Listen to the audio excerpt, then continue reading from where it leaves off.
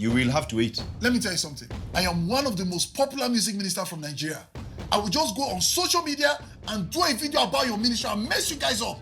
I've been Nigeria boy. Calm down. James. I've been Nigeria boy. I go deal with you now. He was just full of himself. Full of himself, like he's all over. Everybody is singing his song, which God gave him. So it's like he was just full of himself. Yes. And it can happen to anybody. Yes. So that's why it's always good to have people to actually be correcting you. As much as you do it yourself, others should also be able to correct you. That is not enough excuse for you to have walked out from that church in the middle of the meeting. And you did not just walk away. You left them to go to another church to minister, all because they could pay you higher. Like the way Paul could talk to Peter. Yes. It was like, Peter, with the Jews, you are flowing with all the Jews. Mm-hmm. Why is it that when people come from Jerusalem, then all of a sudden, the Gentiles, then all of a sudden you don't flow with the Gentiles again? Mm-hmm. You get it straight up, because we are focused on one thing, which is that we want to serve God. And I think that point brings us to the whole Father and the Lord thing. Okay, I've always wanted to analyze this whole Father and the Lord thing, because I think that deserves a whole video on its own.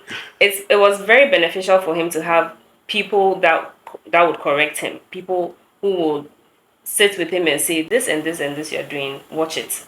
It's a very beneficial thing.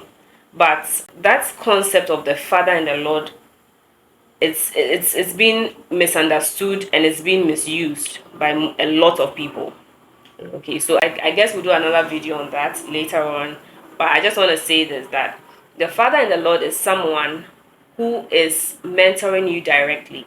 Not someone you see once in a while, or someone you're watching on YouTube, or someone who is the overseer of your church, so to say. Okay, because maybe you've never spoken to that person.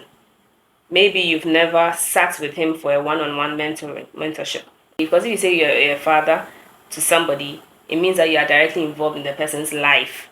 Okay, and you are helping the person, not necessarily helping make decisions, but you know every single thing happening in their lives. So it has to be looked at again. And if you look at the example of Paul and Silas, that was the case. They were very close. Yes, so you shouldn't call someone Father in the Lord who you're not close to. Yeah, they had a real personal, physical relationship. And right now, it's like the way Father and the Lord is done right now. Right now. Especially in Africa. It's very interesting, because it's interesting. They just call you a father. Someone can be in a branch of your church. Mm-hmm. He just comes in and he's listening to me, one of the pastors. But yes, the branch pastor of that church. The branch pastor of that church. But they don't know the general overseer. Yes, but just because you are there, the general overseer is your Father in the Lord. Yeah, the Daddy Gio. He doesn't know. Mm-hmm. He doesn't know you even exist. Yes.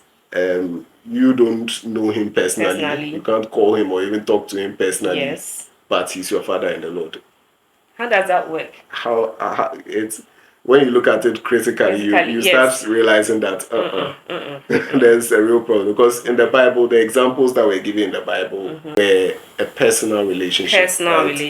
A ministry relationship. Yes. They were all in ministry, and they had been together. If you read 1st and 2nd Timothy, you realize that it was a real bond that they had, like a relationship. Exactly. Right? If for anything, the branch pastor is the Father in the Lord, because he's the one directly relating with the church members, right? Not the Daddy Gio. Yeah. So I mean, things have to be very balanced. A lot of tradition has set in, right? Yeah. African tradition has set into this whole thing. Yeah. And as you said, it's another video altogether. Yeah. If you've not liked and subscribed, please do. There's a lot more we're gonna talk about. Oh, so finally James was delivered by, who was that? Was that the Father in the Lord? Because I thought the pastor was the Father in the Lord. You see the whole thing? I don't really know. It was a friend of the pastor, right? Oh, the friend of the pastor, who is also the Father in the Lord. I don't know.